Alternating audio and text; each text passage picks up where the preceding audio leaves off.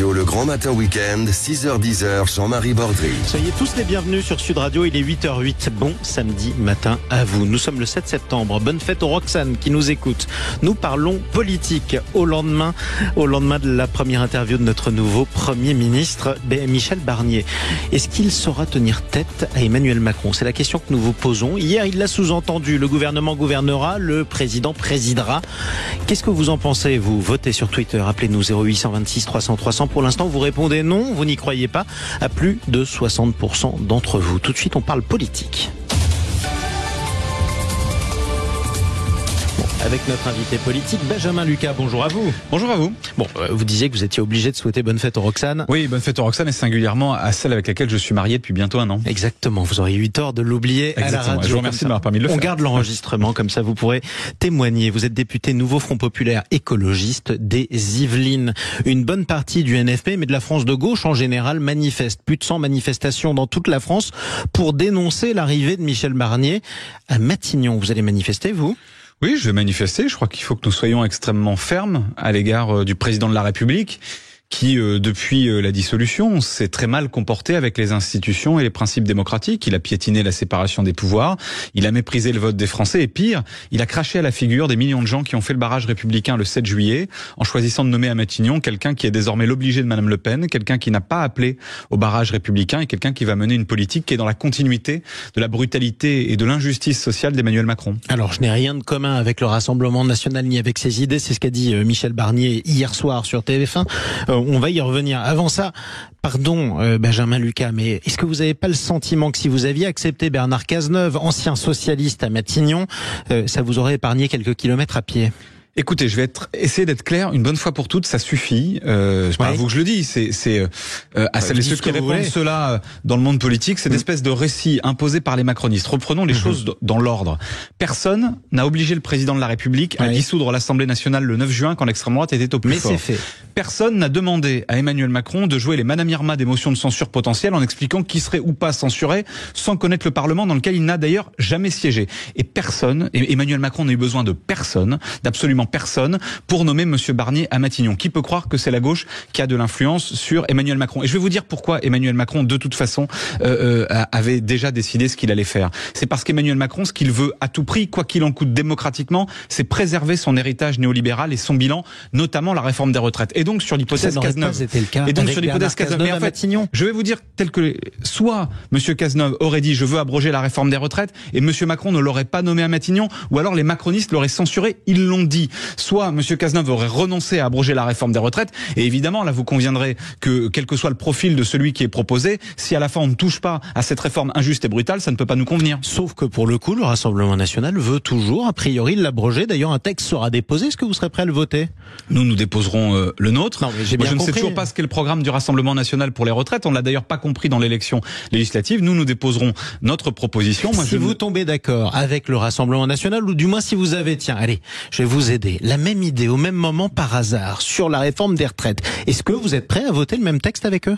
Et moi, je vais vous dire, je ne fais pas d'alliance avec le Rassemblement national. Je vous ai pas demandé ça. Je vous ai demandé si vous pouviez voter la même chose. Je n'ai jamais voté un texte ou un amendement du Rassemblement national. Et d'ailleurs, les Françaises et les Français se sont mobilisés pour le barrage républicain. Je voterai notre proposition, dont je suis certain qu'elle sera largement approuvée. Et à quoi ça sert de voter le même texte à condition que ce soit vous qui le signez et pas eux?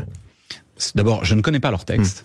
Et je ne donnerai pas quitus à Marine Le Pen et à Monsieur Bardella sur les retraites, puisque leur projet, en réalité, est extrêmement flou. Et on voit bien, dans les contours de ce qu'ils ont dit pendant les élections législatives, qu'à la fin, ils ne sont pas pour aller vers plus de justice sociale, vers du progrès. Donc là, il faut un coup de communication comme ils en ont fait. Pardon, mais moi, je ne vais pas, contribuer à relayer leur propagande. Reparlons de Michel Barnier, celui qui était à Matignon. Hier, il l'a dit, son gouvernement contiendra aussi des gens de gauche. Bon courage pour les trouver. Imaginons qu'il en trouve. Imaginons, par exemple, que des élus socialistes, pourquoi pas des élus locaux, rejoignent ce gouvernement. Est-ce que vous appelez vos partis alliés, notamment le PS, à les exclure?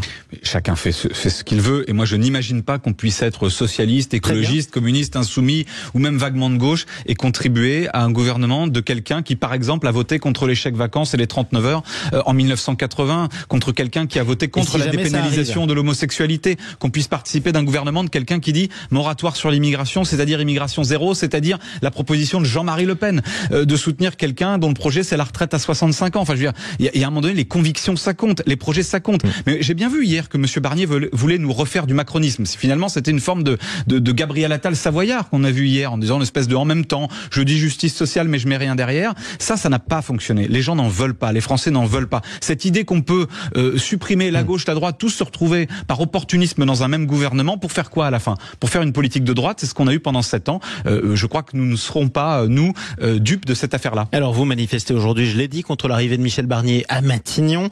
Le Parti socialiste n'appelle pas à manifester, la France insoumise en revanche, oui. Elle appelle aussi à destituer, ou du moins à lancer une procédure de destitution contre Emmanuel Macron. Est-ce que vous la signerez?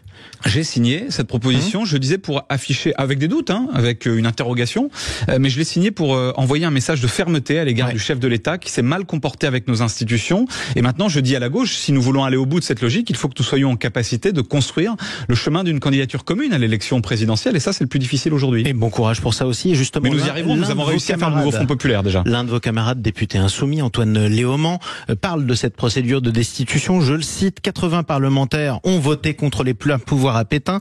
Ça, c'était en 1940. 81 ont signé pour destituer Macron. Est-ce que ça veut dire, et vous êtes d'accord avec lui, que ceux qui ne signent pas sont les égaux de ceux qui ont donné les pleins pouvoirs à Pétain? Je ne crois pas, pour bien connaître Antoine Léaumont, que ce soit ce qu'il veut dire. C'est précisément ce qu'il a écrit. J'ai vu son tweet. Il met des chiffres. Moi, je ne fais pas ce genre de comparaison et j'ai suffisamment de griefs à faire au président de la République pour m'épargner des comparaisons historiques qui pourraient être hasardeuses. Mais de ce que je vois de son tweet, il compare des chiffres. Il ne dit pas que ceux qui ne signent pas la motion de destitution seraient des complices de je ne sais quelle c'est ce qu'il dit, puisque historique. Toute la journée, il a expliqué que Michel Barnier était l'obligé du Rassemblement national et que par conséquent l'extrême droite et ceci et cela. Concrètement, est-ce que il y a une réalité qui pour moi n'a rien à voir avec le pétinisme, la collaboration et le nazisme. Il y a une réalité, c'est que monsieur Barnier est aujourd'hui factuellement l'obligé de madame Le Pen, qu'il en reprend les termes. Hier, monsieur Barnier a parlé de frontières qui seraient devenues des passoires et d'immigration incontrôlée. C'est-à-dire qu'il a repris les thèmes et les termes de l'extrême droite pour donner des gages à Marine Le Pen. Et on l'a vu extrêmement fébrile avec le RN, extrêmement fébrile avec l'extrême droite. La réalité, c'est qu'aujourd'hui, monsieur Barnier est dans la main. Monsieur Macron nous a mis collectivement, avec monsieur Barnier, dans la main de l'extrême droite au Parlement. C'est ça la réalité aujourd'hui. Et effectivement, c'est ça qu'il faut combattre parce que la mobilisation historique du 7 juillet de nos compatriotes, elle envoyait aussi un signal. Pas de pouvoir à madame Le Pen, pas d'influence majeure pour madame Le Pen sur la vie politique du pays. Et on a tout l'inverse aujourd'hui avec monsieur Barnier. Mais en tout cas, vous manifesterez aujourd'hui. Le Rassemblement national qui sera aussi dans le Grand Matin Week-end sur Sud Radio avec des représentants de la nouvelle majorité, si tant est qu'elle existe. La question que nous poserons dans notre débat dans un quart d'heure, est-ce que Michel Barnier sera l'otage du RN? On en parlera avec vous tous au 0826 300 300. Merci beaucoup, Benjamin Lucas. Merci à vous. Bon courage pour votre manifestation aujourd'hui, parce qu'il fait un temps. Mais d'abord, j'ai le forum des associations dans ma circonscription. C'est important. C'est déjà ça. Je salue le monde associatif. Je vous recommande de trouver un parapluie, quoi qu'il en soit. Je rappelle que vous êtes député NFP écologiste des Yvelines.